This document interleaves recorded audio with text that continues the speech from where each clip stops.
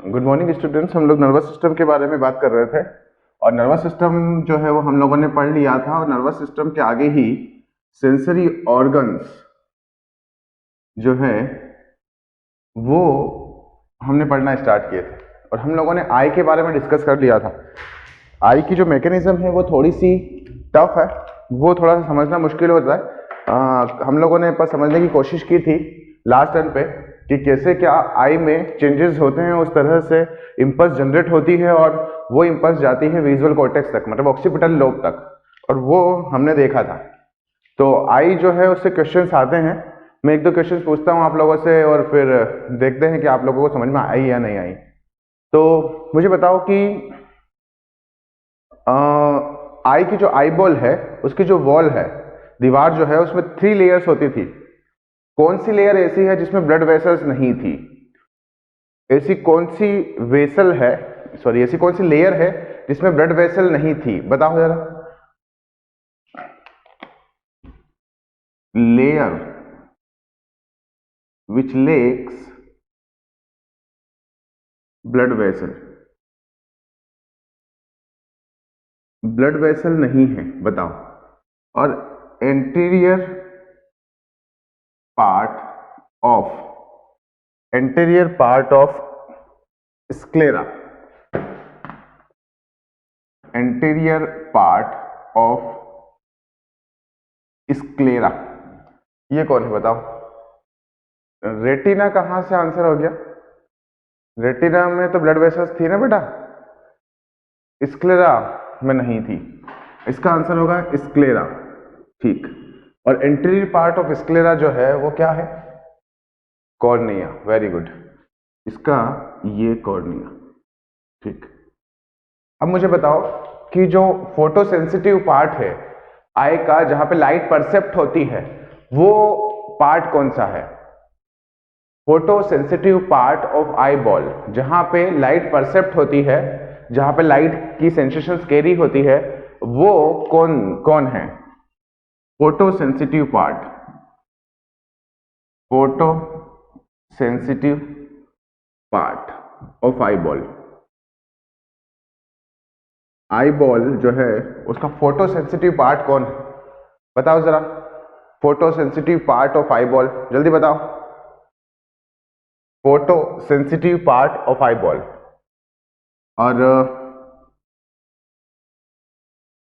Site on retina where only cones are present, where only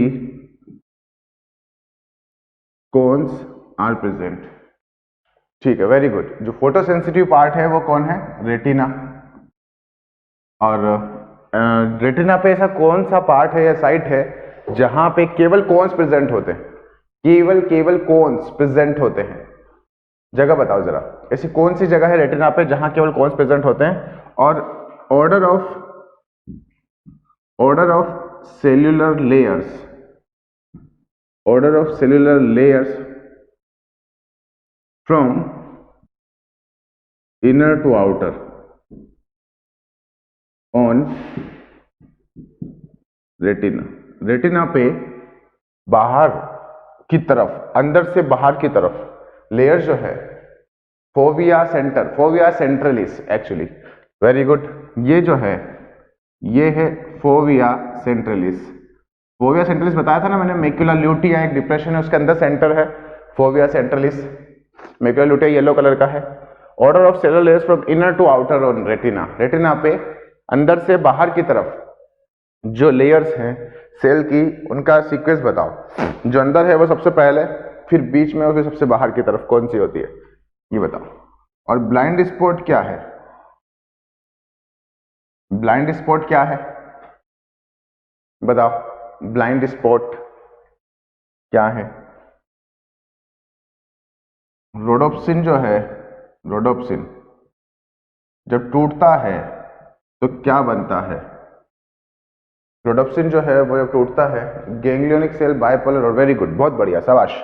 मैंने जो NCERT में दिया है ना उसका उल्टा पूछा आपसे, वहां पे आपसे आउटर टू इनर दिया हुआ है।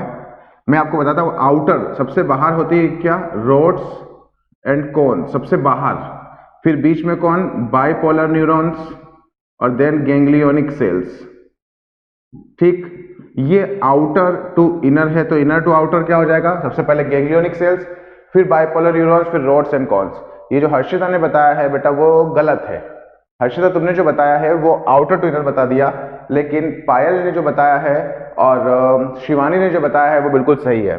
आपके एनसीईआरटी में जो दिया हुआ है, जो हमने पढ़ा था वो आउटर टू इनर है, लेकिन ये जो मैंने पूछा वो इनर टू आउटर है।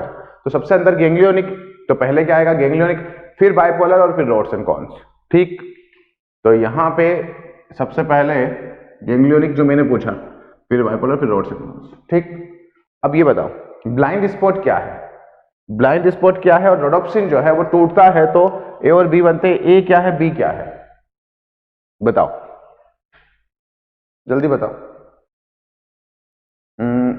ये बताओ पहले ब्लाइंड स्पॉट क्या है। ये तो सही बताया तुमने, ऑप्सिन और रेटिनल जो है, शिवानी ने बताया कि मान लो कि ए ऑप्सिन है तो ये रेटिनल है, रेटिनल क्या है और ऑप्सिन क्या है ये बताओ। Rhodopsin is equal to opsin plus retinal, Payal ने बताया, वेरी गुड, शिवानी ने बताया। तो रोडोप्सिन हमने पढ़ा था कि जैसे ही लाइट आती है वैसे ऑप्सिन और रेटिनल में टूट जाता है। और तो बताओ मुझे ऑप्सिन क्या है और रेटिनल क्या है, ऑप्सिन और रेटिनल दोनों क्या है ये बताओ, जल्दी बताओ।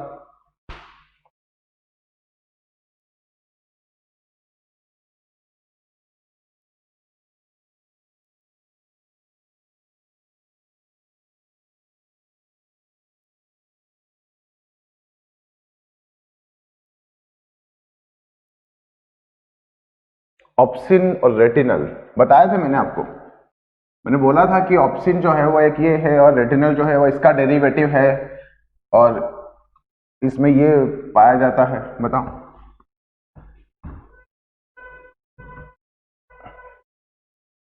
नहीं पता, बताया था ना मैंने, चलो देख लेते हैं। ऑप्सिन जो है वो एक प्रोटीन है, ये बोला था मैंने आपको, और जो रेटिनल है वो एक एल्डिहाइड है और ये विटामिन ए का डेरिवेटिव है। किसका डेरिवेटिव है, विटामिन ए का। Obscene is a protein and retinal is aldehyde and derivative of, ठीक है, vitamin A, very good. Retinal aldehyde है, रेटिनल एल्डिहाइड है, गुड, बहुत बढ़िया। ब्लाइंड स्पॉट जो है, रोड्स एंड कॉन्स, शिवानी ने बोला are absent on blind spot, very good. Actually क्या होता है कि ब्लाइंड स्पॉट जो है वो जगह है जहां से ऑप्टिक नर्व इमर्ज होती है, मतलब ओरिजिन लेती है। ऑप्टिक नर्व जहां से निकलती है आईबॉल से, तो जहां पे अटैचमेंट होता है ऑप्टिक नर्व का वो जगह है ब्लाइंड स्पॉट, और वहां पे रोड्स एंड कॉन्स नहीं होते, और रोड्स एंड कॉन्स नहीं होते इसलिए वहां पे nerve and no photosensitive, very good. A bundle of nerve मतलब ऑप्टिक नर्व जहां से निकलती है आईबॉल में, मैंने पढ़ाया था आपको कि अगर ये आईबॉल है तो यहां से अगर ऑप्टिक नर्व निकल रही है तो ये जगह जो है, मतलब सभी दूर के जो गैंग्लियोनिक फाइबर्स है वो यहाँ के मिलेंगे, तो यहाँ से जो इमर्ज होती है ऑप्टिक नर्व जो बनती है वो जगह यहाँ पे आईबॉल की इनर सरफेस पर जो है, वॉल की इनर सरफेस पर, वो है ब्लाइंड स्पॉट। यहाँ पे रोड्स एंड कॉन्स नहीं होते, अगर यहाँ इमेज बनेगी तो यहाँ पे कोई रोड्स एंड कॉन्स नहीं है इसलिए उस इमेज को सेंस नहीं कर पाएंगे। ठीक, अच्छा मुझे बताओ कि मैंने आपको मायोपिया और हाइपरमेट्रोपिया पढ़ा है, मायोपिया को ठीक करने के लिए कौन सा लेंस यूज करते हैं, मायोपिया और हाइपरमेट्रोपिया दोनों को ठीक करने के लिए कौन से लेंसेज यूज करते हैं बताओ। मायोपिया को ठीक करने के लिए और हाइपरमेट्रोपिया को ठीक करने के लिए कौन सा लेंस यूज करते हैं बताओ।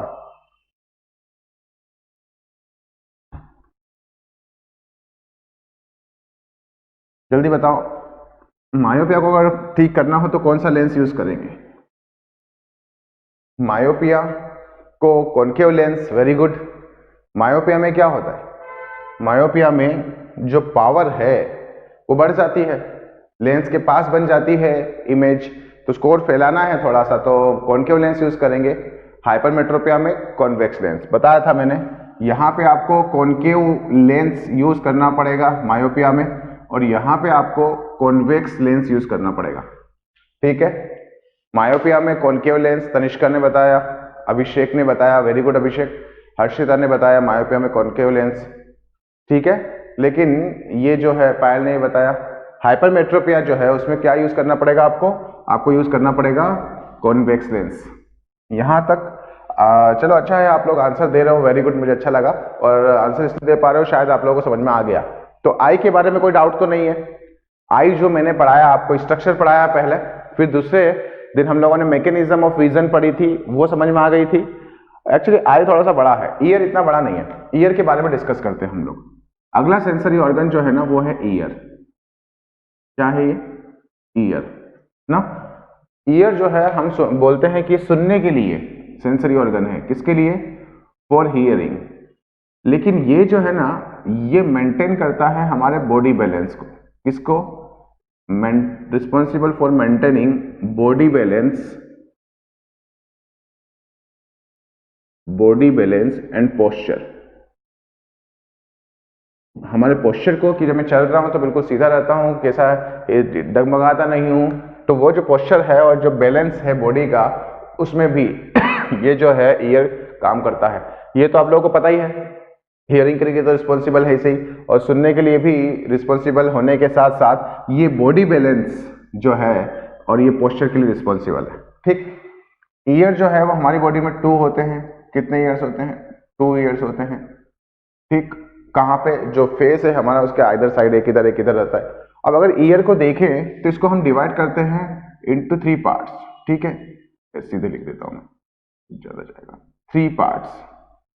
एक होता है एक्सटर्नल ईयर। कौन सा ईयर? एक्सटर्नल ईयर, जिसमें आपको 2 चीजें देखने को मिलेगी। एक मिलेगा आपको ईयर पिन्ना, और एक मिलेगा आपको एक्सटर्नल ऑडिटरी मीएटस।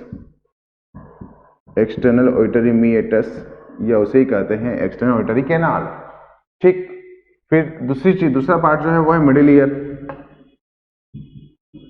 मिडिल ईयर में आपको बोन्स मिलेगी। क्या मिलेगी? बोन्स। और वो कितनी होती हैं? 3 बोन्स पर ईयर। कितनी? 3 इधर 3 इधर, तो टोटल कितनी हो जाएगी? 6।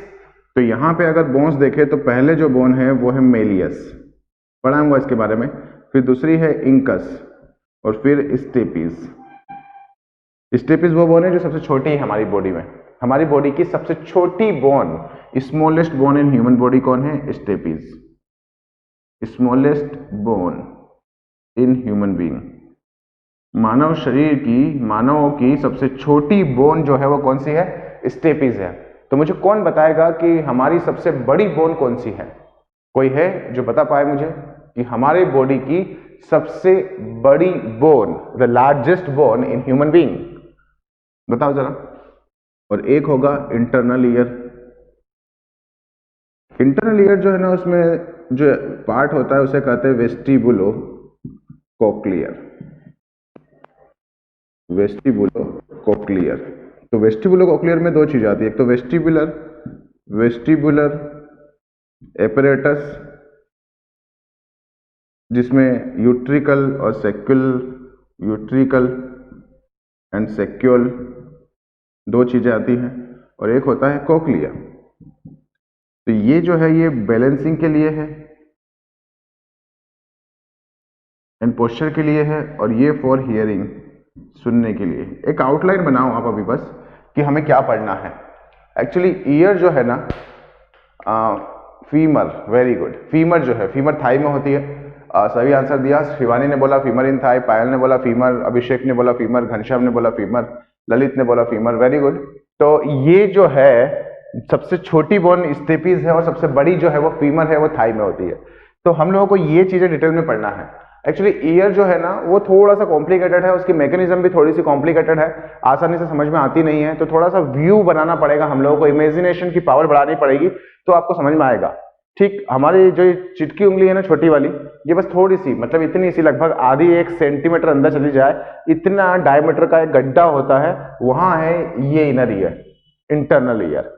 तो ये जो चीज है ना, ये थोड़ी सी कॉम्प्लिकेटेड है। बाकी वो दोनों तो बिल्कुल आसानी समझ में आ जाएंगे आपको, लेकिन ये जो है ये समझना कि कैसे लोकेटेड होते हैं, कहाँ है, किस तरह से हैं, वो सब समझना थोड़ा सा कॉम्प्लिकेटेड है, टफ है। तो आप थोड़ा सा इमेजिनेशन कीजिएगा, मैं समझाऊंगा आपको सारी चीजें। तो हम बात करेंगे ईयर की, जिसको 3 पार्ट में डिवाइड किया है। एक तो है एक्सटर्नल ईयर, जिसमें पिन्ना, ये वाला ये कार्टिलेज का बना है, कार्टिलेजिनस है, कार्टिलेज का बना हुआ है। कार्टिलेज भी कौन सी? इलास्टिक, क्योंकि आप इसको खींचोगे थोड़ा सा ये स्ट्रेच होगा, वापस छोड़ दोगे वैसा ही हो जाएगा। इलास्टिक कार्टिलेज का बना हुआ है। मैं जब आपको पढ़ाऊंगा बोन के बारे में तो मैं बताऊंगा कि स्केलेटल सिस्टम जो है उसमें बोन्स होती हैं, उसमें कार्टिलेजेस भी होती हैं, और कार्टिलेजेस जो है वो बोन से कम हार्ड होती है, लेकिन स्ट्रक्चर जो है और जो फंक्शन जो है वो कार्टिलेज का वैसा ही है जैसा बोन करती है। तो हम कार्टिलेज के टाइप्स जब पढ़ेंगे ना तो मैं पढ़ाऊंगा आपको 4 तरह की कार्टिलेज होती है। एक होती है हाइलिन, हाइलिन कार्टिलेज, और दूसरी होती है इलास्टिक, इलास्टिक कार्टिलेज, तीसरी होती है फाइब्रस, फाइब्रस कार्टिलेज, और तीसरी के बाद चौथी है कैल्सीफाइड। ये 4 तरह की कार्टिलेजेस होती है। इन चारों तरह कार्टिलेज के फीचर जो है वो अपन डिटेल में बात करेंगे जब अपन स्केलेटल सिस्टम पढ़ेंगे तब। तो अभी तो हम बात कर रहे हैं किसकी, अभी हम बात कर रहे हैं पिन्ना की जो बना हुआ इलास्टिक कार्टिलेज का। तो ये इलास्टिक कार्टिलेज होती है।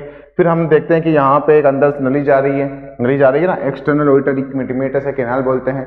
ये जो एक्सटर्नल ऑडिटरी मीटस है कैनाल है, इसकी जो सरफेस इनर सरफेस जो है ये भी कार्टिलेज की बनी होती है, कार्टिलेजिनस ट्यूब है। तो इसकी जो इनर सरफेस है ना उसमें माइन्यूट माइन्यूट से हेयर्स है, वो छोटे छोटे से हेयर्स हैं जो हवा अंदर अगर गई तो उसमें जो डस्ट पार्टिकल्स हैं उनको ट्रैप कर लेंगे, अंदर तक नहीं जाने देंगे।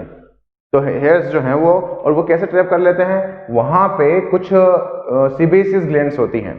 सीबेसियस ग्लैंड मतलब कौन सी, जो तेल सिक्रेट करती है, ऑयल सिक्रेट करती है। तो वो मॉडिफाई हो जाती है, जैसी नॉर्मल सीबेसियस ग्लैंड होती है ना वैसी नहीं होती, वो थोड़ी मॉडिफाई हो जाती है। और मॉडिफाई होने के बाद उन ग्लैंड्स को हमने बोल दिया सीरोमिनस ग्लैंड, और वो सिक्रेट करती है एक पंजेंट स्मेल वाला वैक्स। वैक्स मोम होता है, मोम।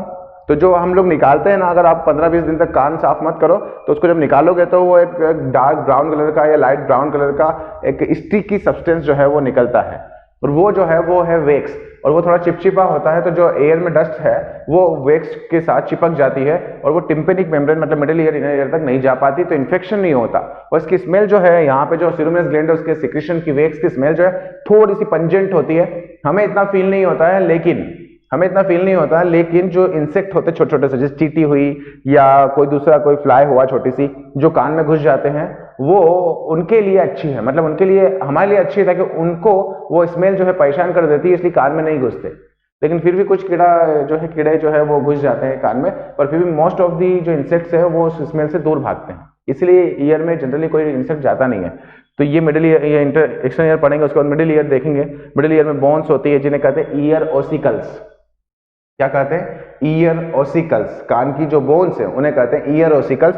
3 इधर होती है, 3 इधर होती है। मेलियस इंकस स्टेपिस इधर, मेलियस इंकस स्टेपिस इधर। और मैंने बताया अभी कि स्टेपिस जो है वो स्मॉलेस्ट बोन है हमारी बॉडी की, और femur is the largest bone of human being.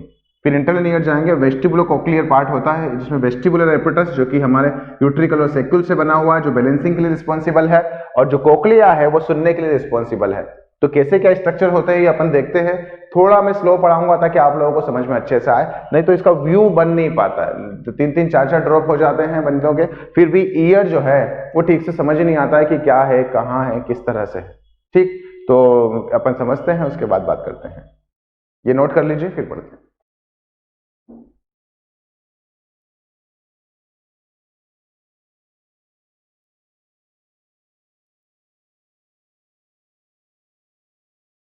ठीक,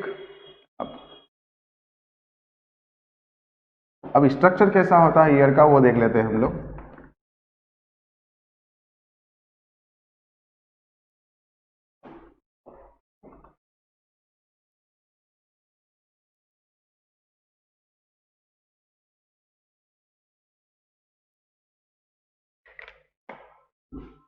सबसे बाहर तो आपको दिखेगा ये पिन्ना, ऐसा यहाँ पे वो छेद करवा के अपन बाली वाली पहनते हैं, और यहाँ पे आपको दिखेगी external auditory meatus, external auditory canal.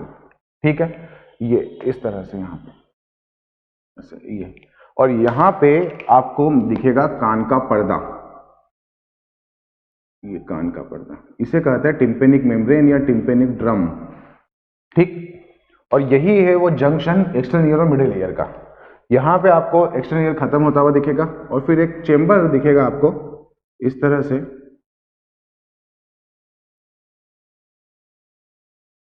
ये है मिडिल ईयर।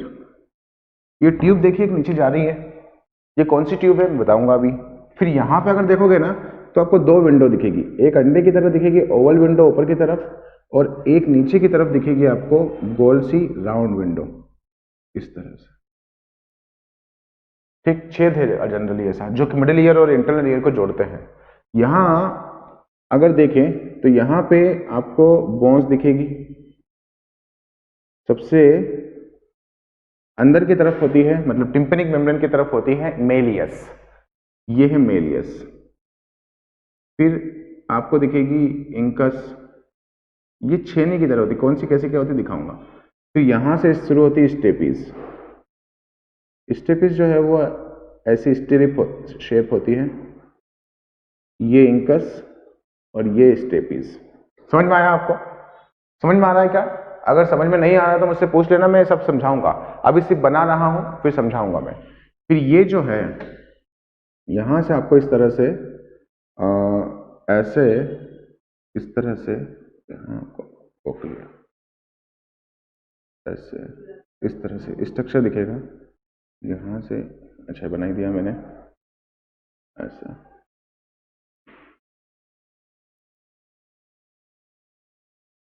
पीछे की तरफ, मतलब ये वेस्टिबुलर एपरेटस है और थोड़ा सा कोक्लिया भी है। और यहीं ऐसे बना देता हूँ, यहाँ से 3 सेमी सर्कुलर कैनाल निकलती है और तीनों सेमी सर्कुलर कैनाल जो है वो यहाँ पे ऊपर की तरफ सेक्यूल पे रहती है। ये जो बताया ना, ये 2 चेंबर है, नीचे वाला यूट्रिकल है, ऊपर वाला सेक्युलस है, सेक्यूल बोलते हैं उसे, और उसमें यहाँ पे 3 सेमी सर्कुलर कैनाल निकलती है। अब मैं जो एनसीईआरटी में डायग्राम दिया हुआ है उससे थोड़ा सा अलग बना रहा हूँ ताकि आप लोगों को थोड़ा समझ में आ जाए।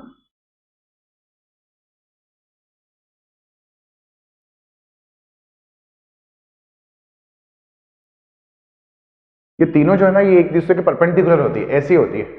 कैसी? ऐसी 3 एक्सिस होते हैं ना, एक्स वाई जेड, कि एक ऐसे निकली है, एक ऐसे निकली है और एक वहीं पे ऐसे कैसे ऐसे निकली है, मतलब एक्स वाई जेड। समझ पा रहे हैं ना?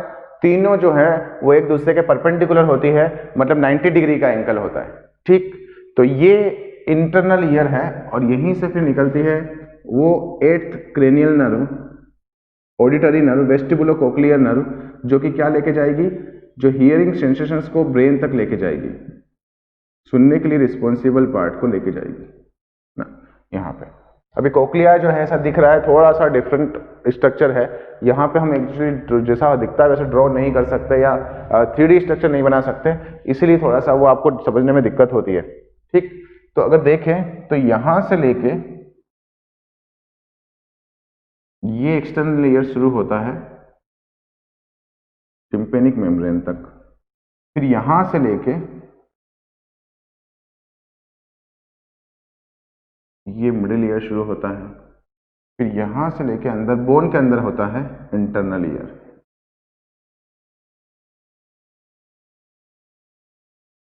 ठीक, ये है एक्सटर्नल ईयर, ये मिडिल ईयर, ये है इंटरनल ईयर। सभी को समझ में आ रहा है? इतना समझ में आ रहा है? ये है ईयर। ईयर में ये टिम्पेनिक मेम्ब्रेन के पहले वाला पार्ट जो है वो एक्सटर्नल ईयर, फिर अंदर जाओगे तो मिडिल ईयर और फिर उसके अंदर जाओगे तो इंटरनल ईयर। ठीक, ये जो 2 पोर है, 2 छेद है, ये आपको डिवाइड करवाते हैं या सेपरेट करते हैं, किसको? ये करते हैं मिडिल ईयर और इंटरनल ईयर को। तो हम देखते हैं कि करके स्ट्रक्चर ये जो है दिख रहा है, जो बाहर से दिखता है, ये है ईयर पिन्ना। क्या है ये? Ear pinna. मैं जेनेटिक्स पढ़ाऊंगा आपको, तो जेनेटिक्स से पढ़ाऊंगा तो बताऊंगा कि जो कुछ मेल्स होते हैं या जनरली मेल्स जो होते हैं उनके ईयर पे, यहाँ पिन्ना पे हेयर ग्रोथ हो जाती है, हेयर ग्रोथ हो जाती है, तो इस पिन्ना को कहते हैं हेयरी पिन्ना, मतलब हेयर वाला पिन्ना, बाल उग गए इसके ऊपर, और उसी कंडीशन को कहते हैं hyper trichosis. Trichosis, hyper trichosis. Usually बाल होते नहीं है लेकिन उग जाते हैं, ज्यादा बाल हो जाते हैं, तो हाइपर ट्राइकोसिस। और ये केवल मेल में ही दिखते हैं। किस में दिखते हैं? केवल मेल में। महिलाओं में ईयर पिन्ना पर हेयर ग्रोथ नहीं दिखेगी, ध्यान रखना। ऐसा पूछा जाता है तो बताओ कि ये हेयर ग्रोथ के लिए रिस्पॉन्सिबल जीन्स किस क्रोमोसोम पे होते हैं। अगर फीमेल की बात करोगे अगर आप, तो फीमेल में जो 2 एक्स क्रोमोसोम होते हैं, लेकिन मेल की बात करोगे तो XY क्रोमोसोम होते हैं। ठीक, तो जो मेल्स होते हैं उनके ईयर पिन्ना पे हेयर ग्रोथ दिखती है, फीमेल में नहीं दिखती। इसका मतलब कि ये जो Y क्रोमोसोम है, ये वाला जो Y क्रोमोसोम है, इसके ऊपर वो जीन है जो हेयर्स ग्रोथ करवा देता है। कहां पे? यहाँ हेयर पिन्ना पे। ईयर पिन्ना पे तो X पे नहीं है, इसलिए तो फीमेल में X होते हैं और वो Y नहीं होते फीमेल में, इसीलिए वो जीन वहां नहीं जाता। कहां पे? फीमेल्स के अंदर। तो ये जो कंडीशन है हाइपर ट्राइकोसिस वाली, मतलब हैरी पिन्ना वाली, ये केवल मेल्स में ही दिखती है, क्योंकि उसके लिए रिस्पॉन्सिबल जीन मतलब DNA केवल मेल्स में होता है। कहां पे? वाई क्रोमोसोम पे। तो ये बात जेनेटिक्स में अपन डिटेल में पढ़ेंगे, पर अभी अपन इसके बारे में ज्यादा बात नहीं कर रहे हैं। तो ये जो पार्ट है इसे कहते हैं ईयर पिन ना, जो बना होता है made up of elastic cartilage. पूछा जाता है ये made up of elastic cartilage. क्या आप लोगों को समझ में आ रहा है? थोड़ा स्लो चल रहा हूं, क्यों? क्योंकि आप लोगों को अच्छे समझ में आए। चीजें जो है वो थोड़ी सी कॉम्प्लिकेटेड है यहाँ पे, इसीलिए मैं थोड़ा धीरे पढ़ा रहा हूँ जैसा हम पढ़ते हैं उससे। तो ये है ear pinna made up of elastic cartilage. ये जो है ये है एक्सटर्नल ऑडिटरी मीएटस। क्या है ये? External auditory. सभी को राइटिंग अगर समझ में आ रही है तो अच्छी बात है, नहीं आ रही है तो मुझे बता देना, मैं अपने हिसाब से थोड़ा समझा दूंगा। तो ये है एक्सटर्नल ऑडिटरी मीएटस, एक कैनाल है, और ये जो कैनाल है यहीं पे ईयरबड्स टिम्पेनिक मेम्ब्रेन तक जा सकते हैं क्या? हाँ बेटा, वो तो कहीं तक भी जा सकती है, आप इसको बिल्कुल अंदर तक लेके जाओ, कोई दिक्कत नहीं है। ये तो पर्दा है पतला सा, यहां तक लेके जाओ, फाड़ दो, अंदर तक लेके जाओ, कोई दिक्कत नहीं। इसको भी तोड़ फोड़ दो, तहस नहस कर दो और अंदर लेके जाओ, कहीं तक भी जा सकती है। वो तो डिपेंड करता है वो तो कि अपने में कितनी पावर है पेन को झेलने की। तो वो जो है ईयरबड आप कान में साफ करने के लिए डालते हो, वो तो आपकी कैपेसिटी पर डिपेंड करता है ना, कि आपको कब गुदगुदी हो रही है, कब अच्छा लग रहा है, कब दर्द हो रहा है। तो जैसे दर्द होता है वैसे आप बाहर निकाल लेते हो, तो डिपेंड करता है वो तो ईयरबड जो है वो टिम्पेनिक मेम्ब्रेन तक जा सकती है, क्योंकि जो डॉक्टर होते हैं ना वो देखते हैं एक्चुअली ये जो एक्सटर्नल ऑडिटरी मीएटस जो है वो थोड़ी तिरछी है, वो बिल्कुल सीधी नहीं है। अगर सीधी होती तो आप बिल्कुल कान को ऐसे झांक के देख लेते, लेकिन आप जब कान के अंदर झांकते हो तो आप ऐसे ऐसे करके हिलाते हो, इसको ऐसे ऐसे करके आप जो है वो ऐसे ऐसे करके सेट करते हो, ताकि वो जो है इसको पुश करके ऐसे करके खींच के उसको सीधी करते हो, और सीधा करने के बाद देखते हो कान में कुछ है तो नहीं। आप बिल्कुल ऐसे बिना कान को छुए अगर देखना चाहोगे तो आप अंदर नहीं देख सकते, क्यों? क्योंकि ये तिरछी होती है, ये मैंने बनाई है सीधी। तो ये जो है एक्सटर्नल ईयर का ईयर पिन्ना, और ये एक्सटर्नल ऑडिटरी कैनाल, ठीक। तो ये जो एक्सटर्नल ऑडिटरी कैनाल है, यहाँ पे कुछ ग्लैंड्स होती हैं, कुछ ग्लैंड्स होती हैं जो कि वैक्स सीक्रेट करती हैं, और ये जो ग्लैंड्स हैं इन्हें कहते हैं हम लोग सीरोमिनस ग्लैंड। कौन सी ग्लैंड? सीरोमिनस। यहाँ लिख देता हूं, यहाँ है सीरोमिनस ग्लैंड, और ये है मॉडिफाइड सीबेसियस ग्लैंड। कौन सी ग्लैंड? Modified sebaceous gland. और ये है वैक्स सीक्रेट करती है। क्या सीक्रेट करती है ये? वैक्स। और यहीं पे छोटे छोटे से माइन्यूट से हेयर्स होते हैं जो कि क्या करते हैं? डस्ट पार्टिकल को ट्रैप कर लेते हैं, और डस्ट पार्टिकल और वैक्स मिल जाते हैं और डस्ट यहीं चिपक जाती है। जो कान का कचरा होता है वो हम मेल जो होता है वो हम निकाल देते हैं। ठीक है, समझ में आया? फिर यहां पे अंदर जाओगे तो ये है टिम्पेनिक मेम्ब्रेन। ये क्या है? Tympanic membrane. में ब्लू कलर से लिख देता हूं, ये है टिम्पेनिक मेम्ब्रेन।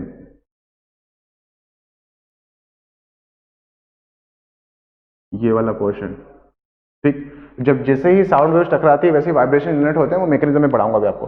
तो टिम्पेनिक मेम्ब्रेन के बाद जो पार्ट शुरू हुआ, चैम्बर है ये छोटा सा, ये है मिडिल ईयर। क्या है ये? Middle ear. और मिडिल ईयर में ये है मेलियस, ये है इंकस और ये स्टेपिस। 3 बोन होती है हर कान में। तो ये जो मेलियस होती है ना, ये होती है हैमर शेप। कौन सी शेप? हैमर। ये हथौड़े की तरह होती है। इसका एक निमोनिक है, याद करने के लिए मैं बताता हूं, मिस हैज। कौन सी मिस? Miss has. तो मिस मतलब मेलियस इंकस स्टेपिस, हैज जो है वो शेप है, कि ये जो बोन्स है इनका शेप कौन सा है ये पूछा जाता है। तो ये हथौड़े जैसी, देखो दिख रहा है ना, ये हैंडल है उसका और ये थोड़ा सा पार्ट ऐसे ठोक सकते हैं। ये होती है इंकस एनविल शेप। कौन सी? एनविल मतलब छेनी। छेनी होती, छेनी। छेनी देखी होगी आप लोगों ने, जो जब वो घर बनता है तो जो फर्सी होती है ना, फर्सी, उसको तोड़ने के लिए छेनी होती है। उसको ऐसे करके उसके ऊपर स्ट्राइक करते हैं हथौड़े से, तो वो फर्सी टूटती जाती है। मतलब ऐसी होती है, और इस तरह से थोड़ा सा नीचे की तरफ का पॉइंट होता है वो शार्प होता है, तो उसको किस चीज पे रख के अपन ठोकते हैं अंदर। तो छेनी पता है आपको, एनविल पता है आपको। तो ये मेलियस जो है वो हैमर हथौड़े की तरह होती है, इंकस जो है वो एनविल छेनी की तरह होती है, और ये जो स्टेपीज है ना, ये स्टिरप शेप होती है। स्टिरप। स्टिरप क्या होता है? जो घोड़सवारी करते हैं, अगर कभी घोड़े पे बैठे हो तो वो जो घोड़े पे बैठने के पहले नीचे एक रस्सी लटकती रहती है, और उस पे जिस पे पैर रख के अपन ऐसे करके चढ़ते हैं, तो जिस पे पैर रखते हैं ना अपन, वो ऐसा दिखता है। ये रस्सी है और उस पे पैर रखते हैं, वो ऐसा दिखता है, ऐसा। और इसके ऊपर पैर रखते हैं बीच में, और बीच में पैर रख के फिर चढ़ते हैं। तो ये जो है इसी तरह की दिख रही है ना, ये स्टेपीज। समझ में आ रहा है सभी को? सभी लोग समझ पा रहे हैं क्या?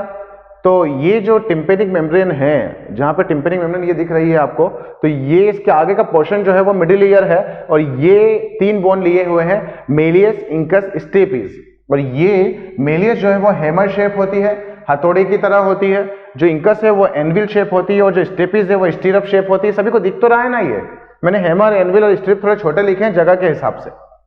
अब ये जो मिडिल ईयर है ना, इससे एक ट्यूब निकल रही है, दिख रही है? ये जो ट्यूब है इसे कहते हैं यूस्ट्रेचियन ट्यूब। कौन सी ट्यूब?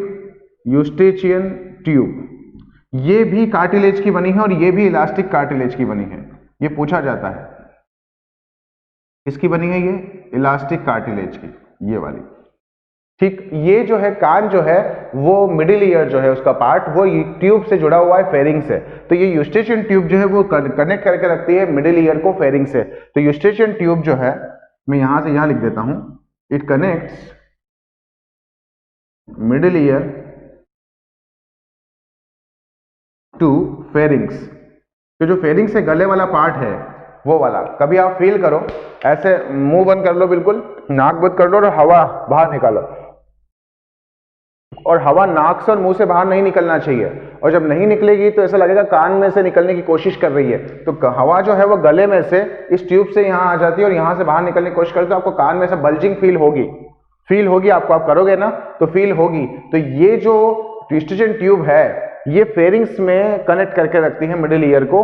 तो क्योंकि जो प्रेशर है यहाँ पे, प्रेशर मेंटेन होना चाहिए, अगर प्रेशर ज्यादा कम हुआ तो दिक्कत हो जाती है, इसलिए जो प्रेशर रहना चाहिए जितना, उतना प्रेशर मेंटेन करने के लिए यूस्ट्रेचियन ट्यूब है जिसने मिडिल ईयर को फेरिंग से कनेक्ट करके रखा है, और ये किसकी बनी है? इलास्टिक कार्टिलेज की। ठीक, तो आप ध्यान रखिएगा कि ये जो ईयर है उसका जो मिडिल पार्ट है, मतलब मिडिल ईयर जो है उसमें 3 बोन्स प्रेजेंट है, malleus, incus, stapes, and stapes is the smallest bone in human being, and malleus is hammer shape, incus is anvil shape, and stapes is stirrup shape. तो ये इनके shape है, MIS HAS malleus, hammer, incus, anvil, S, stapes, stirrup shape. और यहीं पे एक tube है जिसे कहा यूस्ट्रेचियन ट्यूब, जो कि इलास्टिक कार्टिलेज की बनी है, मिडिल ईयर को कनेक्ट करके रखती है फेरिंग से। क्यों? क्योंकि प्रेशर मेंटेन रखना है मिडिल ईयर में, तो प्रेशर को मेंटेन रखने के लिए यहाँ पे मिडिल ईयर में ये ट्यूब है। ठीक, ये मिडिल ईयर तक हुआ। अब इसकी अगर बात करें यहाँ की, तो ये जो विंडो है, ये छेद दिख रहा है, इसे कहते हैं ओवल विंडो, और यही वो विंडो है जिससे ये स्टेपिस जुड़ी हुई है। क्या है ये? Oval window. स्टेपिस किस विंडो से जुड़ी है? ओवल विंडो से। और ये जो है ये है राउंड विंडो। क्या है ये? Round window. ठीक है, और ये वाला जो पार्ट है ये है कोक्लिया। और कोक्लिया किस तरह से दिखता है, कैसा दिखता है? ये कोइल्ड पोर्शन है। कैसा है ये? कोइल्ड पोर्शन है इंटरनल ईयर का, ये बोनी कैविटी में प्रेजेंट है। और ये यूट्रिकल है, और इसके ऊपर भी एक और सेक है, ये है सेक्यूल या सेक्यूलस, सेक्यूल। और इनके ऊपर 3 सेमी सर्कुलर कैनाल है, 3 सेमी सर्कुलर कैनाल। ठीक, ये जो है जिससे स्टेपिस जुड़ी है वो है ओवल विंडो, उसके नीचे एक और होती है राउंड विंडो। और ये जो अंदर की तरफ जाओगे तो वेस्टिबुलो कोक्लियर एपरेटस है, वेस्टिबुलो कोक्लियर एपरेटस, जिसमें कोक्लिया है जो कि कॉइल्ड पोर्शन है और हियरिंग के लिए रिस्पॉन्सिबल है। ऊपर की तरफ वेस्टिबुलर एपरेटस है जिसमें 2 पार्ट्स हैं, यूट्रिकल और सेक्यूल, और सेक्यूल से निकलती है 3 सेमी सर्कुलर कैनाल, और all 3 semi circular canal all are perpendicular to each other. ध्यान रखना, एक दूसरे के परपेंडिकुलर होती है, परपेंडिकुलर टू ईच अदर। कैसी है ये? एक दूसरे के परपेंडिकुलर है, मतलब एक दूसरे के साथ 90 डिग्री का एंगल बनाती है। और ये जो सेमी सर्कुलर कैनाल है, देखो इसका जो तीनों सेमी सर्कुलर कैनाल का ये जो पार्ट जो अटैच हो रहा है, फूला हुआ है, इसे कहते हैं एम्पुला। क्या कहते हैं इसे? एम्पुला। ध्यान रखना, इंपॉर्टेंट है, क्योंकि यहाँ पे सेंसरी ऑर्गन्स होते हैं। कौन से हैं, कैसे हैं, वो बढ़ाऊंगा मैं। तो इसे कहते हैं एम्पुला। तो ये इंटरनल ईयर है। अब इंटरनल ईयर का स्ट्रक्चर बहुत कॉम्प्लिकेटेड है, वही हमें डिटेल में पढ़ना है।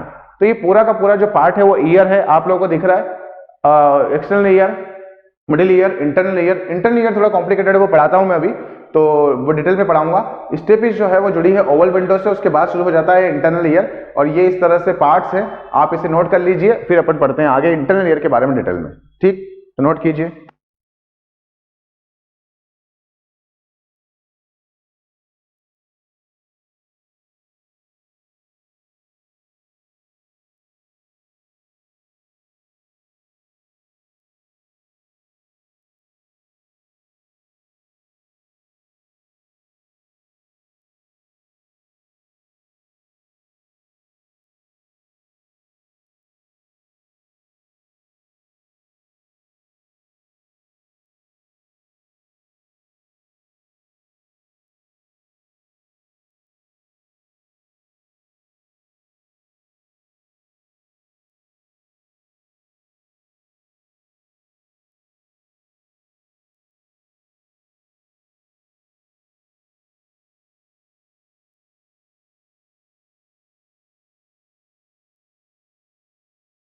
ठीक है, सभी को समझ में आ गया। तो ये एक्सटर्नल ईयर बाहर से दिख रहा है हमको, मिडिल ईयर थोड़ा अंदर है, लेकिन फिर जो अपना स्कल है ना उसमें यहाँ पे एक छेद है, एक पोर है, कैविटी है, और उसी कैविटी के अंदर प्रेजेंट है इंटरनल ईयर। तो यहाँ किस तरह से कैसे होता है वो देखते हैं अपन लोग। ये मिटाता हूं मैं। आप लोगों को सभी को समझ में आ गया? अगर किसी को कोई डाउट हो तो मुझसे पूछ ले। ये एक्सटर्नल ईयर, मिडिल ईयर और इंटरनल ईयर। इंटरनल ईयर के बारे में डिटेल में पढ़ना है, थोड़ा सा कॉम्प्लिकेटेड है, मैं समझाता हूं आप लोगों को। और यहाँ जो नर्व है ऑडिटरी है, auditory vestibulocochlear nerve, 8th cranial nerve, sensory nerve है, प्योर सेंसरी, हमने पढ़ा है। वो 1st, 2nd और 8th क्रेनियल नर्व जो है वो प्योर सेंसरी है। तो ये सेंसरी है, 8th ऑडिटरी या वेस्टिबुलो कोक्लियर नर्व है जो सेंसेशन लेके जाएगी ब्रेन तक। तो इसको मैं मिटा रहा हूं। सभी को समझ में आ गया?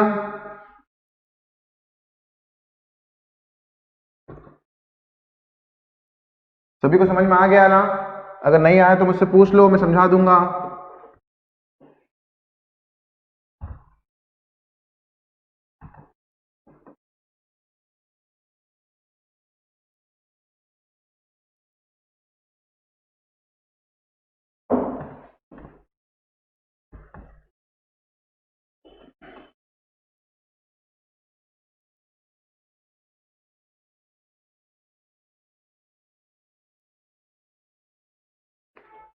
अब जो इंटरनल ईयर है उसके बारे में डिटेल में पढ़ना है। इंटरनल ईयर को लेबिरिंथ भी कहते हैं। क्या कहते हैं? लेबिरिंथ। इंटरनल ईयर क्या कहलाता है? लेबिरिंथ कहलाता है। अब ये जो लेबिरिंथ है ये दो हैं, एक है बोनी लेबिरिंथ और एक है मेम्ब्रेनस लेबिरिंथ। मेम्ब्रेनस लेबिरिंथ, ठीक है। एक है बोनी लेबिरिंथ और एक है मेम्ब्रेनस लेबिरिंथ।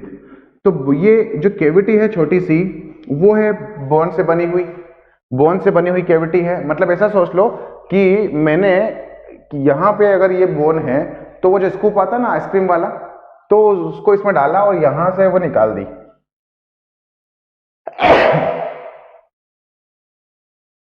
जैसे आपने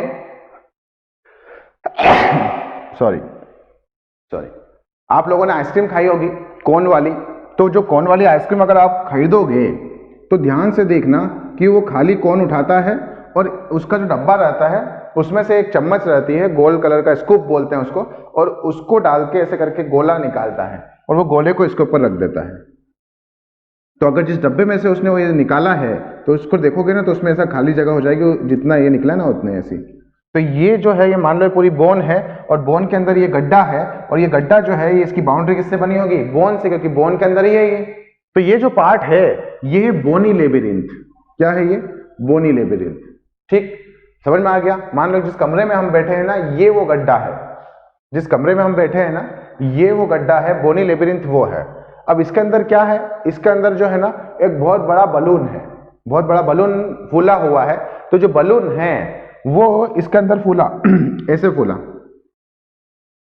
ठीक, मतलब, और ये जो बलून की मेम्ब्रेन है वही है बनाती है मेम्ब्रेनस लेबिरिंथ।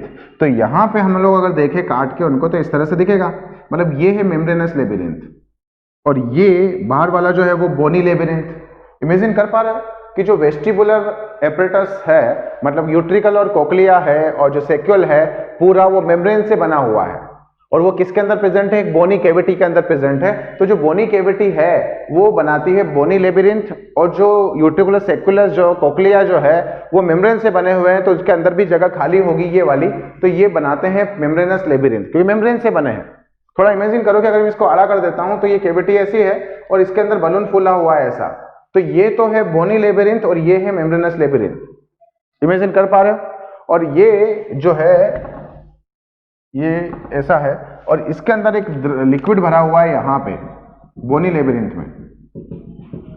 बोनी लेबिरिंथ में एक लिक्विड भरा हुआ है बाहर की तरफ यहाँ पे, और एक लिक्विड जो है वो यहाँ पे मेम्ब्रेनस लेबिरिंथ में भी भरा हुआ है। यहाँ पे मेम्ब्रेनस लेबिरिंथ में भी एक लिक्विड भरा हुआ है। तो ये जो बोनी लेबिरिंथ है जिसमें एक लिक्विड भरा हुआ है, इस लिक्विड को कहते हैं पेरीलिम्फ। क्या कहते हैं इसे? पेरीलिम्फ। और ये जो लिक्विड है इसे कहते हैं एंडोलिम्फ, क्योंकि अंदर भरा हुआ है। समझ में आ गया? मतलब ये जो बोनी कैविटी है उसके अंदर हमने बलून फुला के रख दिया, तो जो बलून है वो बनाता है मेम्ब्रेनस लेबिरिंथ, और वो जिस कैविटी में है, बोन से बनी हुई कैविटी, उसे कहते हैं बोनी लेबिरिंथ। तो जो बोनी लेबिरिंथ है वो भरा हुआ है पेरिलिम्ब से, मतलब बलून के आसपास जो फ्लूइड है, बलून और जो कैविटी की बोनी की लेबिरिंथ की मार्जिन है उसके बीच में जो है फ्लूइड भरा हुआ है, उसे हम कहते हैं पेरिलिम्फ, और बलून के अंदर जो फ्लूइड भरा हुआ है उसे कहते हैं एंडोलिम्फ। ये समझ में आया कि जो इंटरनल ईयर है, इंटरनल ईयर को हम कहते हैं लेबिरिंथ, और वो लेबिरिंथ दो पोर्शन में, दो पार्ट्स में डिवाइडेड है। एक है बोनी लेबिरिंथ और एक है membranous labyrinth. Bony labyrinth is a cavity और सीरीज ऑफ चैनल्स। एक्चुअली ये जो बोनी कैविटी जो मैंने ऐसा बोला, वो एक्चुअली इस तरह से कैविटी है, इस तरह से, मतलब ये पूरा बोन है, ये बोन है, दीवार है, ये बोन से बनी हुई है, तो ऐसे चैनल्स हैं। ये पूरी की पूरी जो है ये बोनी लेबिरिंथ है, और इसके अंदर हमने एक मेम्ब्रेन से बना हुआ देखा स्ट्रक्चर ऐसा, तो ये मेम्ब्रेनस लेबिरिंथ। और ये मेम्ब्रेनस लेबिरिंथ और बोनी लेबिरिंथ के बीच में यहाँ पे जो फ्लूइड भरा होगा वो है पेरिलिम्फ, और अंदर ये जो ब्लू कलर का बनाया मैंने मेम्ब्रेनस लेबिरिंथ, इसके अंदर जो फ्लूइड होगा वो होगा एंडोलिम्फ। तो ये समझ में आया क्या पेरिलिम्फ क्या होता है, एंडोलिम्फ क्या होता है, समझ में आया क्या? पेरिलिम्फ एंडोलिम्फ क्या होता है, समझ में आया आप लोगों को? इजी है, कोई टफ पोर्शन नहीं है। ये जो बोन से बना हुआ पार्ट है वो भरा हुआ है पेरिलिम्फ, उसके अंदर एक बलून भर दिया हमने, वो बलून जो है वो मेम्ब्रेनस लेबिरिंथ है, और ये इसके अंदर जो लिक्विड भरा हुआ है वो है एंडोलिम्फ। तो ये आप नोट कीजिए, उसके बाद डिस्कस करते हैं हम लोग आगे, ठीक?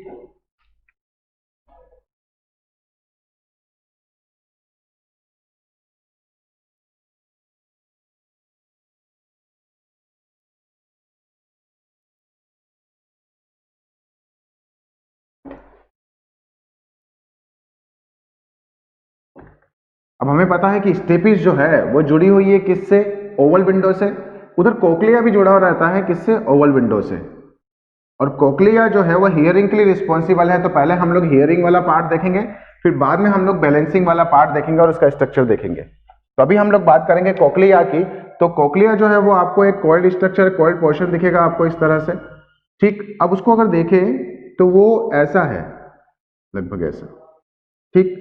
और इसको 1 2 3 पार्ट दिख रहे हैं, बस इतना सा कॉइल्ड होता है ये तो बनाने के लिए अपन ने ऐसा बना दिया, पर कोक्लिया ऐसा है, ये मेम्ब्रेन है, मेम्ब्रेन चल रही है, ऐसे फोल्ड हो गई है, ऐसे ट्यूब लाइक स्ट्रक्चर है। तो ये 1 2 3 पार्ट दिखते हैं, मतलब ये और यहाँ पे इस तरह से ये वाला पोर्शन और ये वाला पोर्शन कनेक्टेड है ना, ये वाला जिसको ये बोला, तो ये और ये देखो ऐसा करके, यही वाला तो ऐसा आगे जा रहा है और यही वाला ये जा रहा है, लेकिन मेम्ब्रेन है ना बीच में, मेम्ब्रेन है बीच में।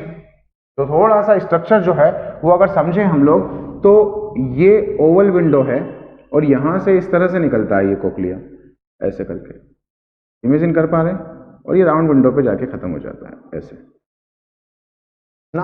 अगर इसको सीधा करके देखेंगे हम लोग तो इस तरह से दिखता है ये, कि ये ऊपर वाला पार्ट, ये बीच वाला पार्ट और ये लोअर पार्ट।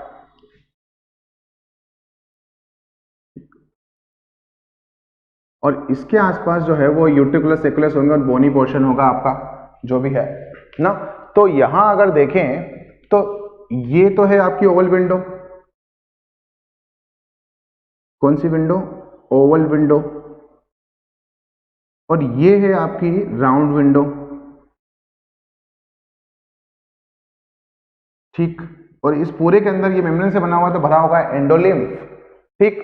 और यहां पे ये जो पार्ट है इसे कहते हैं स्केला वेस्टिबुलाe। क्या कहते हैं इसे? स्केला वेस्टिबुलाe, ठीक? और ये जो बीच वाला पार्ट है ये बहुत इंपॉर्टेंट है, ये जो बीच वाला पोर्शन है ये बहुत इंपॉर्टेंट है, क्यों? क्योंकि बताता हूं अभी। स्केला मीडिया, कौन है ये? Scala media. और जो सबसे लोअर वाला पोर्शन है ये वाला, इसे कहते हैं स्केला टिम्पेनाe। क्या कहते हैं इसे? स्केला टिम्पेनाe। तो ये स्केला टिम्पेनाe और स्केला वेस्टिबुलाe देखो लगभग एक ही है, पर एक नहीं होता जनरली, ये यहाँ पे सेपरेशन रहता है और यहाँ पे एक छेद होता है, पोर होता है। इस पोर को कहते हैं हेलिकोट्रोमा। क्या कहते हैं? इस पोर को helicotrema. That means helicotrema is a pore which connects scala vestibuli to scala tympani, ठीक? अभी जो स्केला वेस्टिबुलाe है ना, इसकी जो मेम्ब्रेन है ये वाली, और ये वाली जो स्केला मीडिया है इसकी जो मेम्ब्रेन है ये वाली, ये दोनों बहुत इंपॉर्टेंट है। ये वाली जो मेम्ब्रेन है इसे कहते हैं रीजनर्स मेम्ब्रेन। कौन सी मेम्ब्रेन?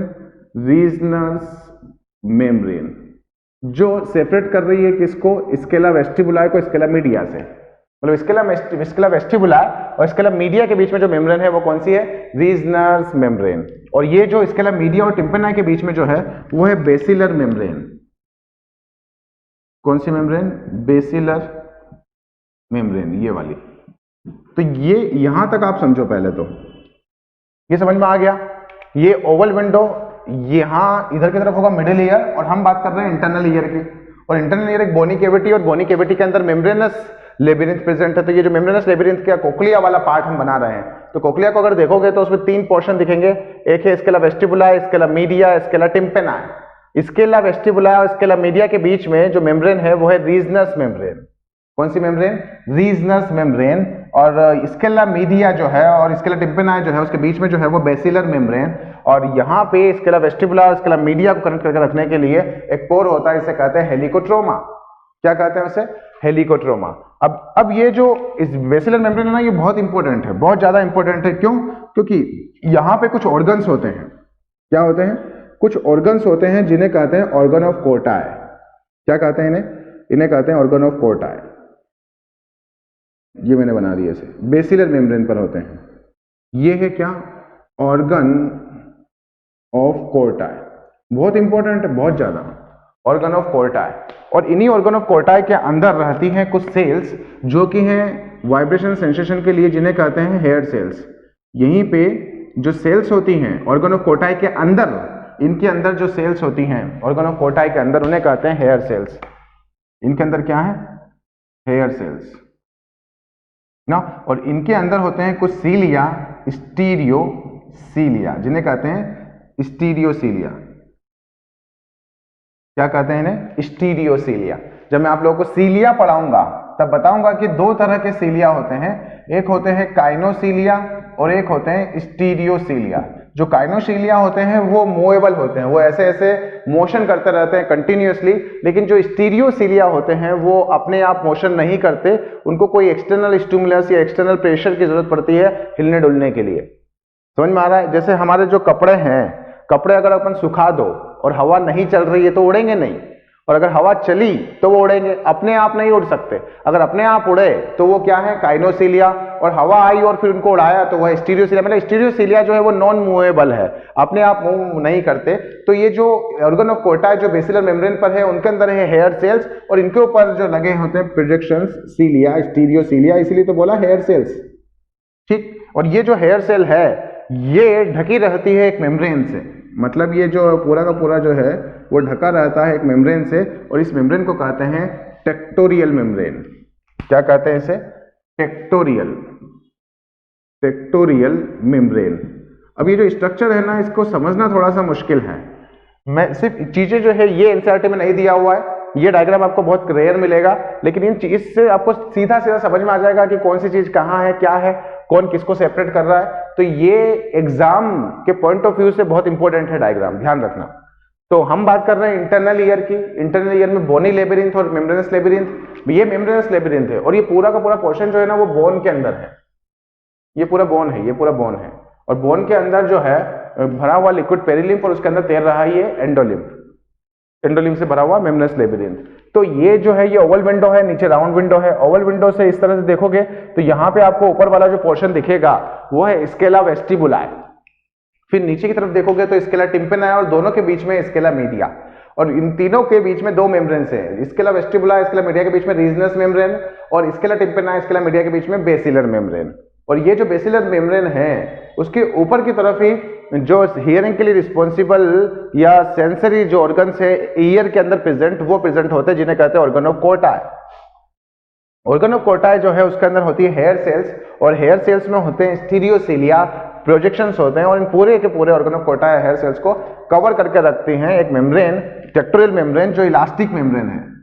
कौन सी मेम्ब्रेन है, इलास्टिक मेम्ब्रेन है। समझ पा रहे हैं, इलास्टिक मेम्ब्रेन है। और ये जो मेम्ब्रेन है ये थोड़ी ऊपर नीचे हो सकती है वाइब्रेशंस के कारण। कैसे वाइब्रेशंस आते हैं, कहां से आते हैं और कहां का ट्रेवल करके आते हैं वो अपन फिर देखेंगे।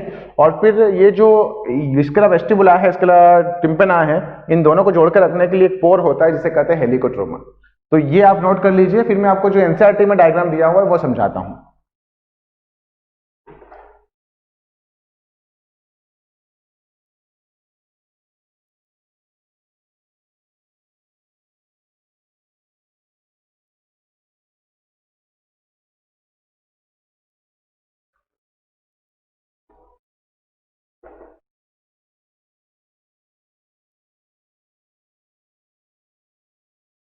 तो आई होप कि आप लोगों को ये डायग्राम समझ में आ गया होगा, कोक्लिया में क्या कहाँ किस तरह से है वो समझ में आ गया होगा। एनसीईआरटी में जो डायग्राम दिया हुआ है वो समझाता हूं मैं थोड़ा। इसी चीज का डायग्राम एनसीईआरटी में थोड़ा सा अलग दिया हुआ है। कैसा दिया हुआ है? ये ऐसा, फिर ये ऐसा, और फिर ये ऐसा, ठीक। और आसपास पूरी बोन है, ये ऐसे बोन दी हुई है, इस तरह से है वो। और ये है scala vestibuli, scala media, scala tympani, और यहीं पे है वो ऑर्गन ऑफ कोर्टा और हेयर सेल्स। और इनके ऊपर ढक के रखने के लिए कौन सी मेम्ब्रेन? Tectorial membrane. समझ पा रहे हैं क्या? ये जो पोर्शन है ये पूरा डेंस बोन है, ये पूरी बोन है ये वाली। और बोन के अंदर जो है वो केविटी में फंसा हुआ है मेम्ब्रेनस लेबिरिंथ, ये वाला, ठीक, इस तरह से। तो ये वाला जो पोर्शन है ये है स्केला वेस्टिबुला, और ये जो मेम्ब्रेन है ना, ये वाली कौन सी होगी? रीजनस मेम्ब्रेन ना। कौन सी मेम्ब्रेन? Reasons membrane. और ये है स्केला मीडिया, और स्केला मीडिया बहुत इंपॉर्टेंट है क्योंकि जो हेयर क्या सेल्स होती हैं जो वाइब्रेशन सेंस करती है वो यही होती है। ये टेक्टोरियल मेम्ब्रेन, टेक्टोरियल मेम्ब्रेन, यहीं पे ही ये ऑर्गन ऑफ कोर्टा है, ये यहीं लिख दिया है मैंने क्योंकि आप लोगों को समझ में आ जाए कौन सी चीज कहाँ है। ये स्केला टिम्पेना है,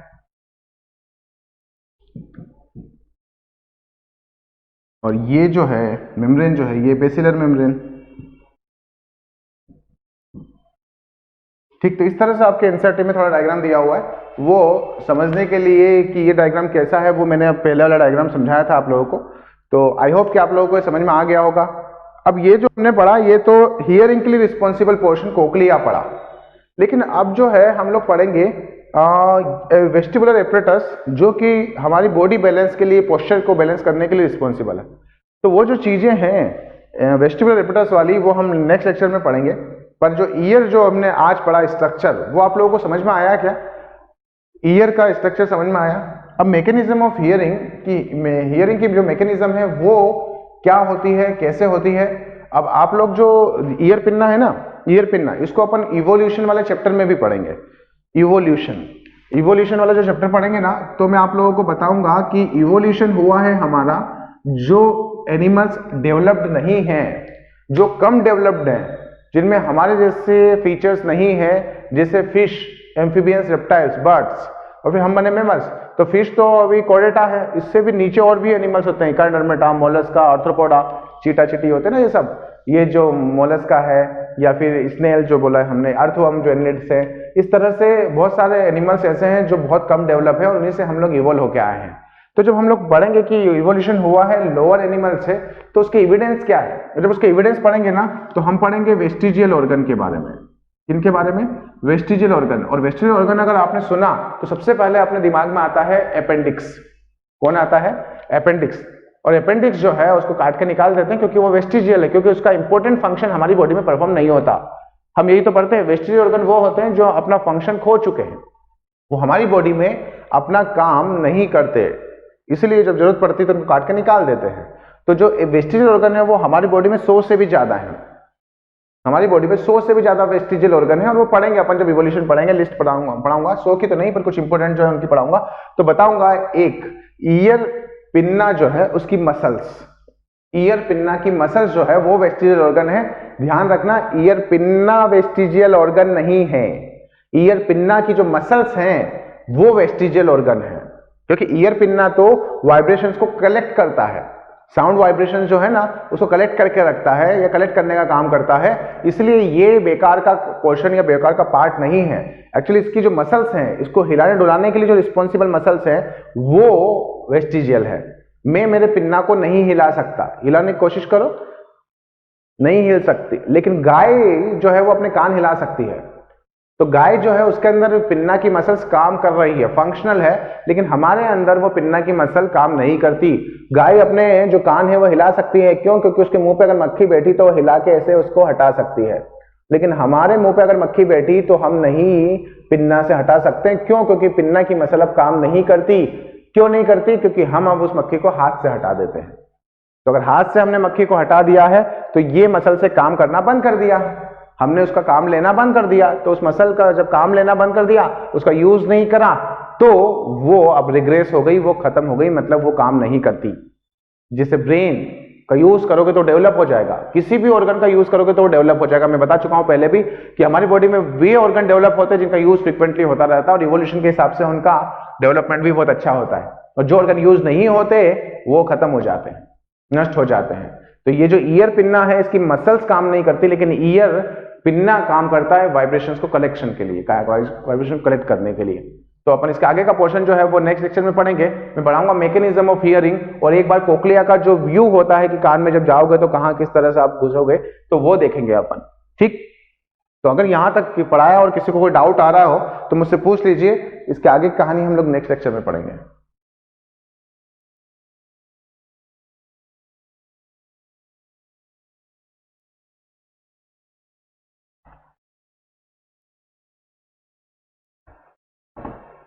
किसी को कोई डाउट है क्या? किसी को अगर कोई डाउट हो तो मुझसे पूछ लें, अभी मैं समझा दूंगा।